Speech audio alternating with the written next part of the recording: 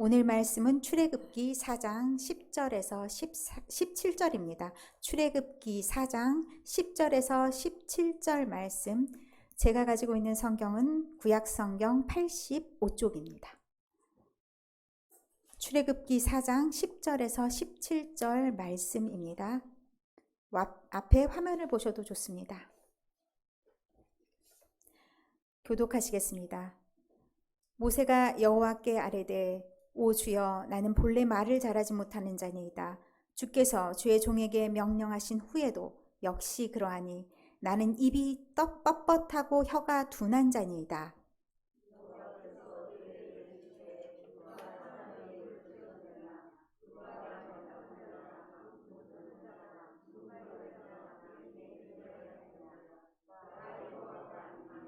이제 가라. 내가 내 입과 함께 있어서 할 말을 가르치리라.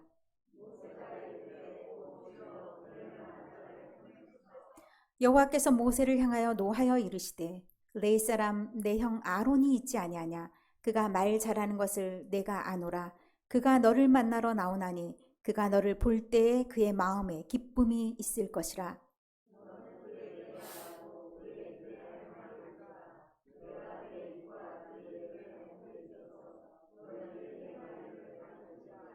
그가 너를 대신하여 백성에게 말할 것이니 그는 내 입을 대신할 것이요 너는 그에게 하나님같이 되리라.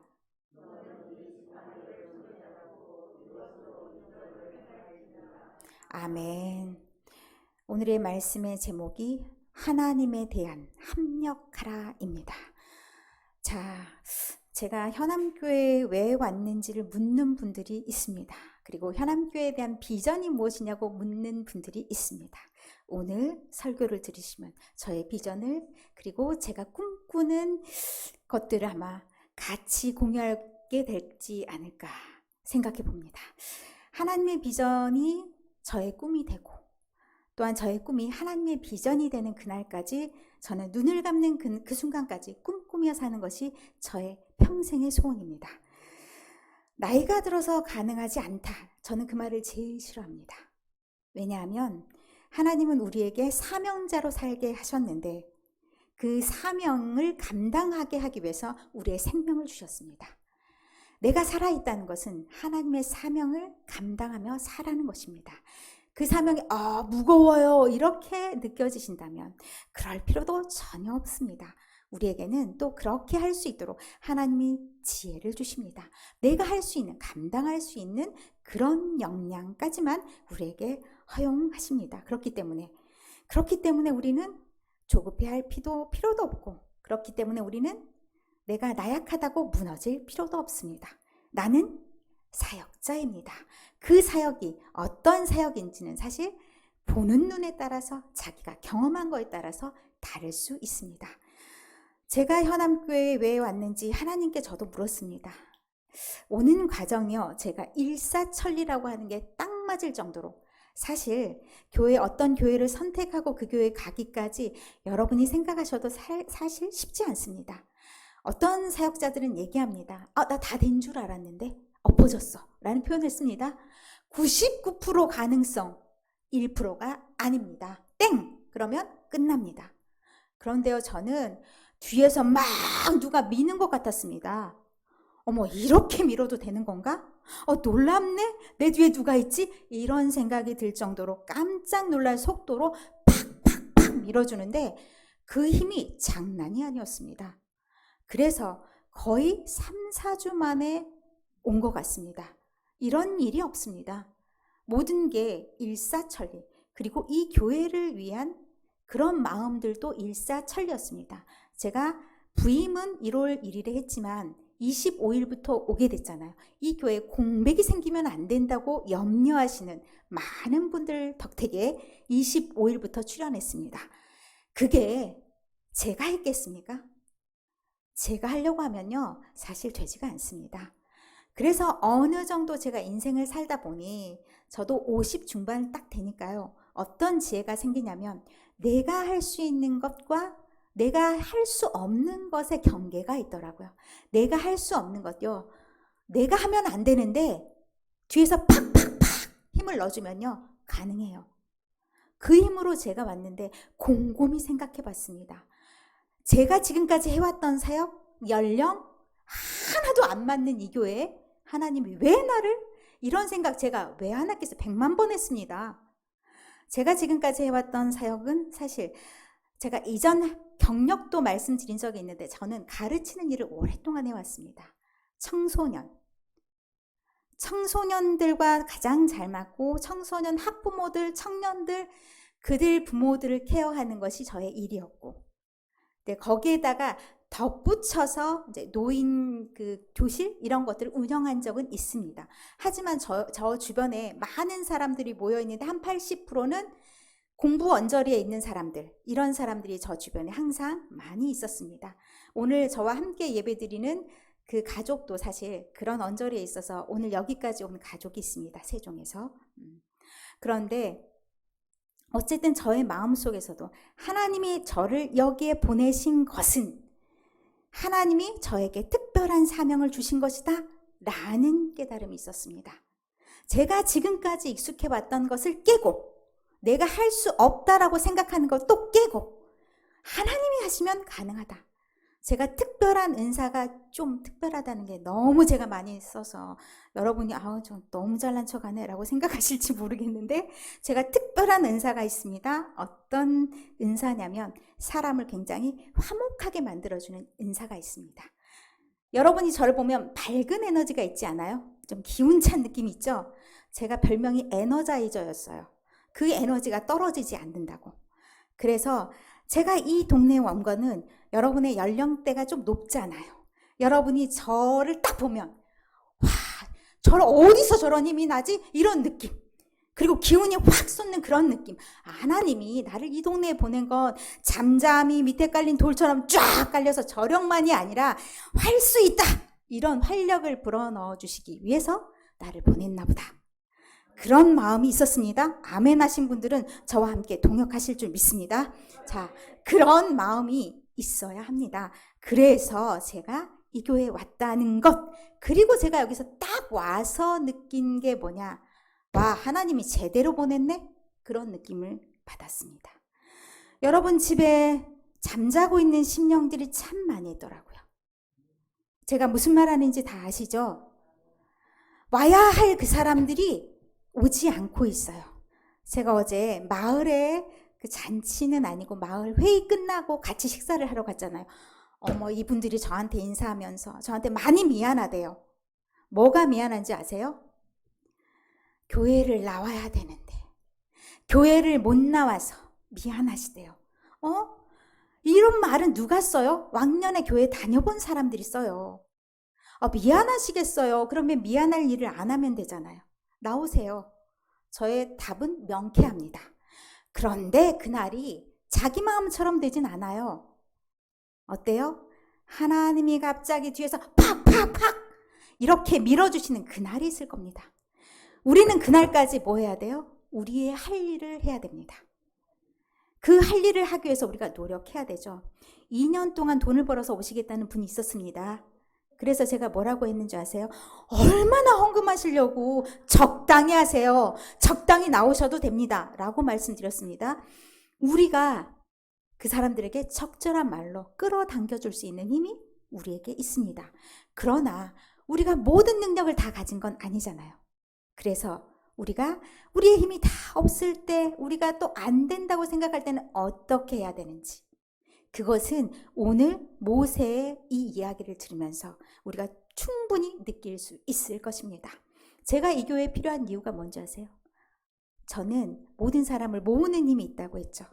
마음이 다른 사람, 또 상처받은 사람, 그런 사람들을 좀 보듬어주는 역할을 잘해요.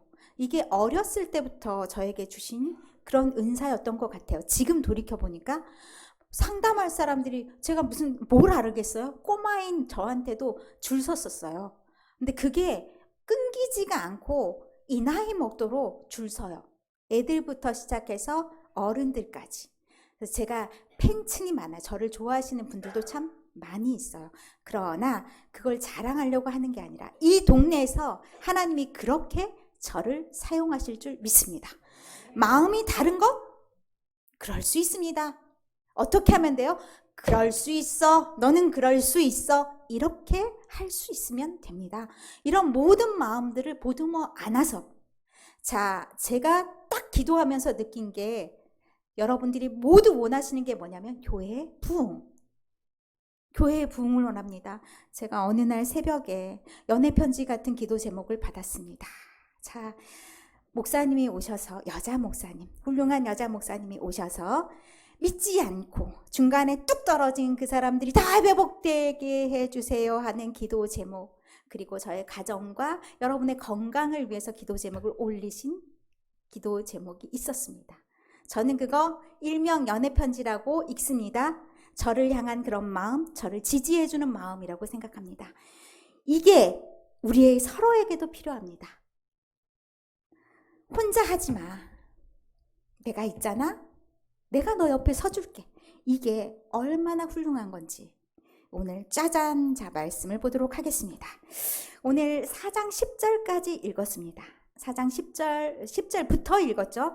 4장 10절 이전에는 모세가 등장하게 된 배경이 있습니다. 자, 3장부터 모세가 태어난 얘기는 우리가 너무 잘 아니까 여기서는 안 해도 되고요. 출애굽기 3장에 보면 모세가 하나님을 만나는 이야기가 시작이 됩니다. 다 알잖아요. 능력의 주님께서 떨기나무에 불을 딱 붙였는데 꺼지지도 않아. 와 하니까 모세가 거기를 쫙 가봤더니 하나님의 사자가 나타났다. 이것까지 우리가 다 아는 얘기예요. 그런데 자, 3장에 보면 재미있는 말씀이 있습니다. 13절 14절을 보겠습니다.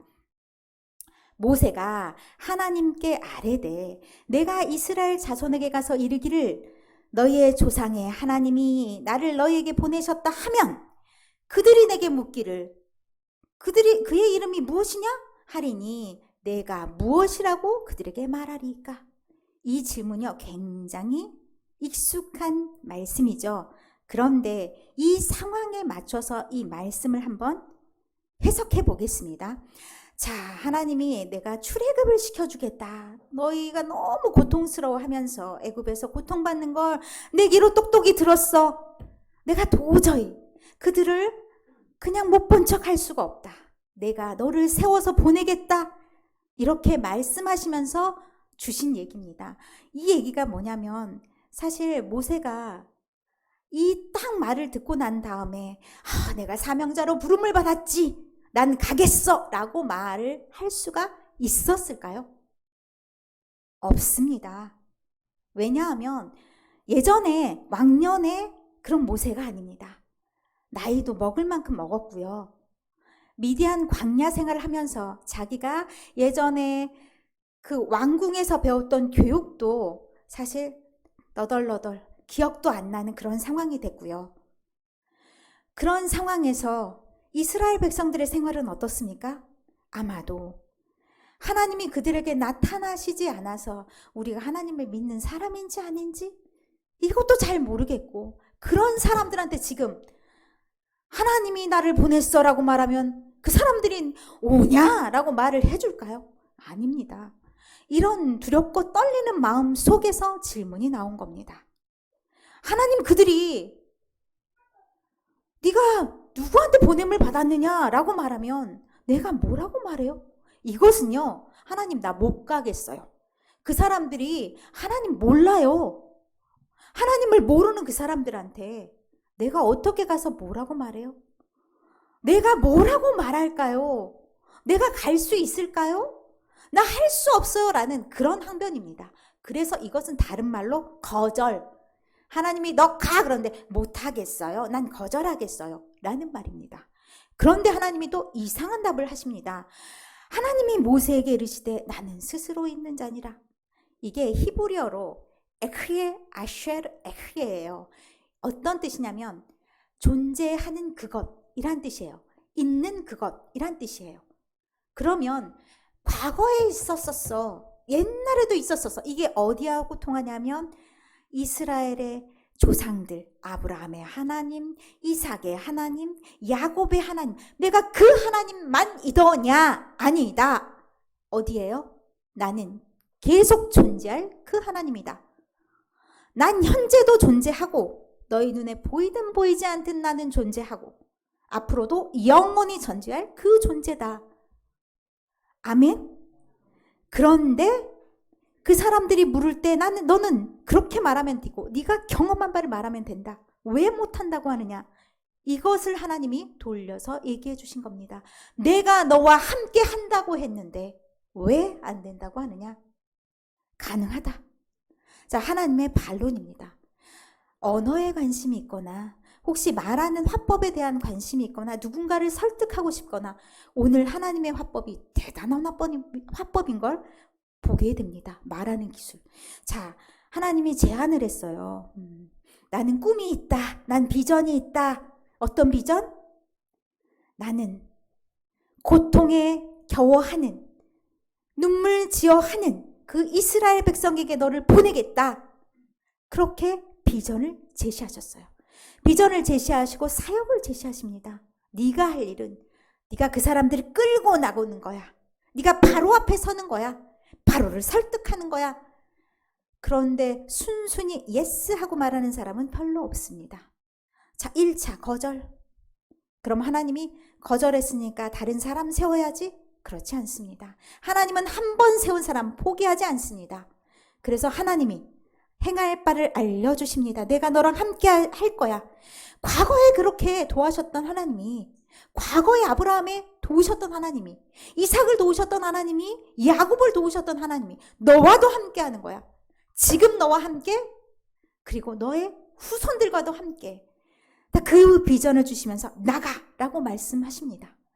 그러면서 이제 하나님께서 하실 말씀을 하신 거죠. 자, 두 번째, 여기로 끝이 아닙니다. 야곱도 모세도 참 징그럽습니다. 두 번째, 자, 1절부터 9절에 나와 있는 말씀입니다. 4장을 보겠습니다. 하나님이 어떻게 해라 라고 말씀하시고 그 다음에 4장 1절부터 9절에 하나님이 말씀하시는 하나님의 기적을 보여주신 얘기가 나옵니다. 1절에 모세가 대답하여 이르되 그러나, 이게 또 그러나예요. 그들이 나를 믿지 아니하며 내 말을 듣지 아니하고 이르기를 여호와께서 내게 나타나지 아니하셨다 하리이다. 못 믿겠네. 우리가 어떻게 너를 믿냐? 너 40년 동안 어디에 갔다 왔는지도 모르겠는데 어떻게 믿어? 못 믿어 우리는. 이렇게 말하면 이거 뭐예요? 사람들이 안 믿어주니까 난 못하겠습니다잖아요. 난 못하겠습니다. 두 번째, 2탄이에요, 2탄. 난 못하겠습니다. 그러니까 친절하신 하나님께서 두 가지 기적을 보여주십니다. 자, 한 가지 기적은 뭐예요? 너 손에 지팡이 집었지? 그 지팡이 던져봐, 뱀이 됩니다. 잡아봐, 뱀을 잡으래요. 뱀 엄청 징그러운데 저는 사실 제일 무서운 게 뱀 나올까봐. 뱀 나오면 어떻게 해요? 이렇게 잡을 수 있어요? 아무도 못 잡습니다. 뱀 잡았더니 다시 지팡이가 됩니다. 첫 번째 기적. 자, 두 번째 기적은 또 뭐예요? 그래도 머뭇머뭇한 그런 모세에게, 자, 네 품에 손을 넣어봐. 품에 손을 넣어서 딱 뺐더니 손이 하얘졌어요. 나병이 생겼어요. 문둥병이 생겼어요. 그랬더니 하나님이 다시 넣어봐. 그랬더니 뭐예요? 넣었다 빼니까 손이 뽀얀 손이 됐어요. 어머나, 이건 자기 눈으로 딱 봤으니 이건 우리 애들 말로 빼박이에요. 빼도 박도 못해. 이건 그런 일이 없어요 라고 말할 수가 없어. 믿어야 돼. 자, 믿었어야 좋은데 그 두 표징 말고 하나님이 또 하나를 더 얘기해 주세요. 두 개는 봤지? 자, 세 번째가 또 있다. 나일강 가봐.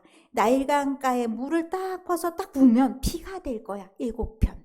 이렇게까지 말씀해 주시는데 모세가 그 다음에 한다는 말 좀 들어보세요. 모세가 여호와께 아뢰되 주님, 내가 본래 말을 잘 못해요. 바로 앞에 서야 되면 말을 잘해야 하지 않을까요? 나는 난 XX 아니고 하나님 번지수 잘못 찾으셨고 이렇게 말하는 거잖아요. 주의 종에게 명령하신, 아니면 나한테 갑자기 능력을 주시던가, 주의 종에게 명령하신 후에도, 이게 사실 그런 말입니다. 명령하신 후에도 역시 그러합니다. 하나님이 나를 바꿔 쓰셔야 되는데 안 바꿔줬네. 난 여전히 그저 그런 사람이네. 그래서 못하겠네. 하나님이 나에게 갑자기 막 새로운 막 능력을 주시고 그랬으면 오메 어쩔 수 없네. 내가 받아들이겠습니다. 이럴 텐데 아니에요. 아니면 어때요? 나는 못합니다. 세 번째 거절입니다. 이유가요, 굉장히 대단해요. 나는 입이 뻣뻣하고 혀가 둔한 자입니다. 원어를 보면 어떻게 하냐면, 입이 무겁다, 혀도 무겁다. 이게 날래다라는 말하고 반대말이잖아요. 우리가 누군가 앞에서 말을 하기 위해서는 말이 차차착 나와야 돼요. 임기응변에 응하다, 능하다라는 표현을 쓰잖아요. 내가 누군가를 영업적으로 설득하려고 그래도 그 사람 마음속에 들어갔다 나온 것처럼 상황에 차차착 맞는 말들을 막 한단 말이에요. 그러면 깜빡 확 쏠려요. 그런데 나는 그런 사람이 아니에요. 말하려면 막 1시간은 머릿속에서 뭔가를 막 써야 되고 그 말을 다시 내뱉기까지 또 1시간이 걸리고 이런 사람이란 뜻이에요. 그럼 난 적절하지가 않습니다. 하나님 잘못 보셨습니다. 삼탄입니다. 하나님이 분명히 너와 함께 하시겠다고 했는데 나의 변화를 보는 거예요. 하나님 그렇게 말씀하셨는데 나는 준비가 안 돼 있고 나는 못하겠으니, 그렇게 말할 때 하나님이 또 너는 빼고 내가 일을 해야겠다. 이런 마음 100만 번 들을 수 있어요. 저 같으면 정말 구차해서 못 듣겠네. 이런 마음이 딱 들면서 너 말고 제가 낫겠다, 제가. 이렇게 말했을 것 같아요. 도겸이 나와. 이렇게 말했을 것 같아요. 내가 너를 키웠으지. 난 못하겠네. 이렇게 말했을 것 같아요. 그런데 그러지 않으셨어요. 어떻게 하시냐? 내가 너를 불렀지 딴 사람 불렀냐? 이렇게 말씀하시는 겁니다. 자, 11절 은혜로운 하나님의 말씀 한번 보겠습니다. 여호와께서 그에게 이르시되 누가 사람의 입을 지었느냐? 야, 네 입 누가 지었어? 내가 네 입 만들었잖아 라고 말씀하십니다. 누가 말 못하는 자나 말 못 듣는 자나 맹인이 되게 하였느냐? 나 여호와가 하느냐? 그 모든 것을 주관하시는 분, 우리의 입을 만드시는 분, 못한다고 우리가 핑계댈 때 그 모든 것을 주관하는 분이 누구냐? 이건 돌려 말하면 너를 가장 잘 아는 사람이 누구냐? 내가 너를 만들었는데 너의 모양을 모르겠느냐? 네가 부족한 걸 모르겠느냐? 네가 연약한 걸 모르겠느냐? 내가 그 연약함을 다 안고 가겠다는 거다. 내가 너와 함께 하겠다는 거다. 늙어서요. 우리가 제일 많이 말할 수 있는 건 이미 제가 폐기물이 됐어요. 제가 지금은 사용할 수가 없는 몸이 됐어요. 이렇게 말할 수 있죠. 어떤 면에서는 없는 말은 아닙니다. 그런데 우리가 조금은 더 생각해 볼 여지가 있습니다. 그럴 필요가 있습니다. 그렇게 말씀하면서 하나님이 다음 얘기를 하십니다. 12절이죠. 이제 가라. 그만 변명하고 변명 안 듣겠어. 이제 가라. 내가 내 입과 함께 있어서 할 말을 가르치리라. 네 지혜로는 너의 힘으로는 안 될지 모르지만 어떻게 말해야 될지 내가 다 일일이 그 상황에서 입이 되어주겠다. 말을 할 수 있게 도와주겠다. 왜? 이 사람에게 가장 중요한 거는 바로 앞에 서는 거잖아요. 우리 민족 보내줘! 라고 말을 해야 되는데 그 말을 적절하게 잘 해야 되잖아요. 바로도 교육을 많이 받은 사람이기 때문에 엄청 많은 것들을 핑계로 댈 거란 말이에요. 그런 모든 상황에서 내 지식은 부족하지만 하나님이 적절하게 말할 수 있도록 해주겠다라고 얘기하십니다. 그렇지만 또 거절이에요. 모세가 이르되 오 주여 보낼 만한 자를 보내소서.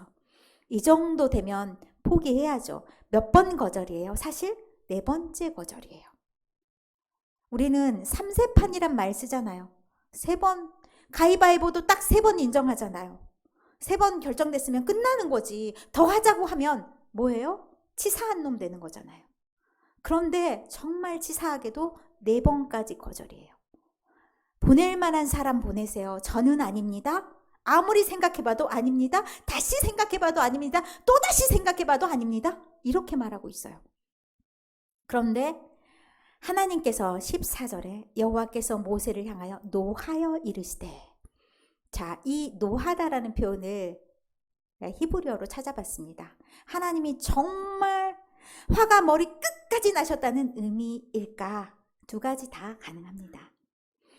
화를 내다는 표현도 그런 히브리어를 사용합니다. 이게 코에 불이 나다라는 표현이에요. 여러분은 코에 불이 날 때 언제 있습니까? 감기 걸렸을 때. 코에 불이 나죠? 또 언제 코에 불이 나요? 화가 나면. 코에서 막 연기 날 것 같아요. 막 내뿜겨져요. 그렇고 또 긍정적인 의미에서 코에 연기 날 때 있어요. 언제냐면 누군가 막 안타까운데 잘 됐으면 좋겠어. 우리가 응원할 때도 마찬가지잖아요.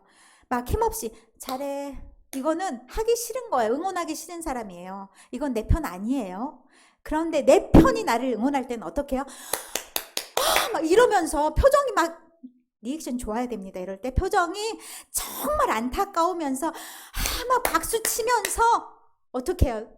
내 힘이 다 거기에 가 있어야 돼요. 내가 마치 그 경기장에서 경기를 치르는 사람. 그런 사람이 돼야 되는 거예요.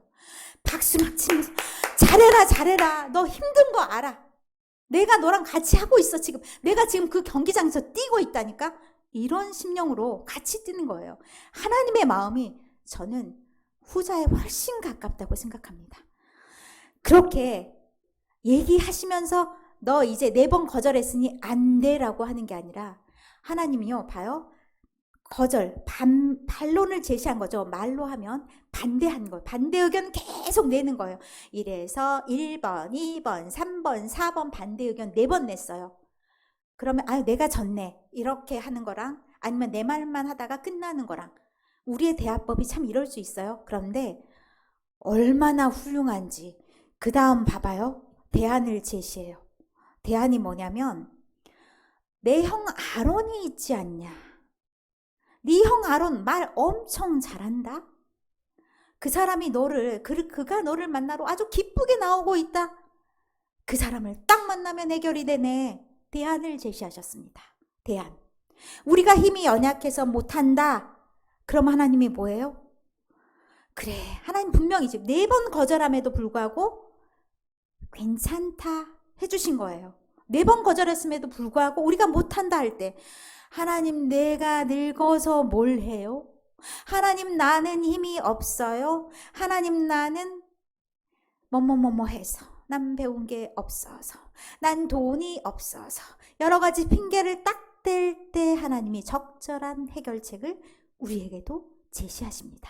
우리는 그때 아멘 하고 받기만 하면 됩니다. 아멘. 그런데 이 적절한 사람을 붙여주시는데 딱 모세가 말했던 그 사람을 붙여주시는 거잖아요. 내가 안 된다고 했던 그 부분을 잘하는 사람을 붙여주시는 거잖아요. 우리의 상황에 적용해 볼까요? 내가 힘이 없어서 못합니다. 힘 있는 사람 붙여주십니다. 아멘. 여러분 어떻게 해야 돼요? 기도하셔야 됩니다. 하나님, 나 대신 힘 있는 사람 일할 수 있게 우리 교회에 붙여주세요. 기도하세요. 그것이 동역하는 길입니다. 내가 지혜가 부족해요. 뭐라고 하면 돼요? 하나님 똑똑한 사람 우리 교회에 붙여주십시오. 기도하시면 됩니다. 아멘. 그리고 때때로 내가 보지 못하는, 제가 늘 경계하는 게 뭐냐면 우물한 개구리입니다. 우물한 개구리는 뭐예요? 자기가 우물 안에서 보고 있는 게 세상의 전부라고 생각해요. 현암 참 살기 좋습니다. 저 굉장히 마음이 편안하다고 말씀드렸죠. 여기 평생 여기서 살았으면 참 좋겠습니다 라는 마음이 있습니다. 자, 그런데 늘 우리가 겨냥해야 되고 목표로 해야 되는 건 내가 비록 여기에 있을지라도 세상을 볼 줄 아는 안목이 우리에게 있어야 합니다. 그리고 같이 해야 됩니다. 지금 막 지진이 일어났어요. 그럴 때 우리 마음은 어때요? 안타까운 하나님의 마음을 보듬고 있어야 됩니다. 같이 기도해야 됩니다. 또한 우리가 동력할 수 있는 부분을 찾아야 됩니다. 그것이 하나님이 우리에게 요구하는 마음이십니다. 하나님이 16절 17절에 말씀하십니다. 그가 너를 대신하여 백성에게 말할 것이요 너 빠져가 아닙니다. 그는 내 입을 네가 말 못한다고 했으니까 네 입을 대신하게 해줄게. 하지만 너는 그에게 하나님같이 된다. 있어. 같이 있어. 힘을 보태줘. 하나님이 그와 너와 함께 하듯이 너는 그와 함께 해. 자, 우리 표가 생각납니다. 만남이 복이 되는 교회, 우리를 통해서 하나님을 만나야 됩니다. 그러면 우리가 그들의 이웃이 되는 거고 그들의 축복이 되는 것입니다. 아멘. 그러면 뭐 해야 돼요? 우리도 동역을 해야 됩니다. 우리가 보는 문제뿐만 아니라 우리가 보지 못하는 문제도 하나님이 세우신 사람들이 있습니다. 지난주가 해외 선교 주일이었습니다. 여러분이 오늘 주보를 떡하니 딱 펴봤더니 어머 부담스러워라 선교 헌금 이렇게 여러분이 보셨을 수 있습니다. 자, 저는 사실 목표가 여러분에게 헌금으로 부담 주고 싶은 마음은 1도 없습니다. 그래서 사실 저희 가족이 많이 동역합니다. 아시죠? 헌금으로 많이 동역해주고 있습니다. 제가 부탁하진 않았습니다. 근데 교회 상황을 딱 보니 그러하기에 십시일반해주는 그런 분들이 계십니다. 그것은 우리 교회가 힘을 얻어서 잘 살아로 끝나는 것이 아닙니다. 우리 교회가 힘을 얻어서 우리가 행할 바를 하라는 것입니다. 아멘. 그러면 우리가 행할 바를 해야죠. 우리가 언제까지 우리는 없어요. 우리는 가난해요. 저한테 미안해하지 마세요. 우리가 저한테 굉장히 미안하다라고 말씀하시는 분들이 많더라고요. 우리가 늙어서 목사님 힘이 되지 못해서 미안합니다. 아니요. 힘이 될 수 있습니다.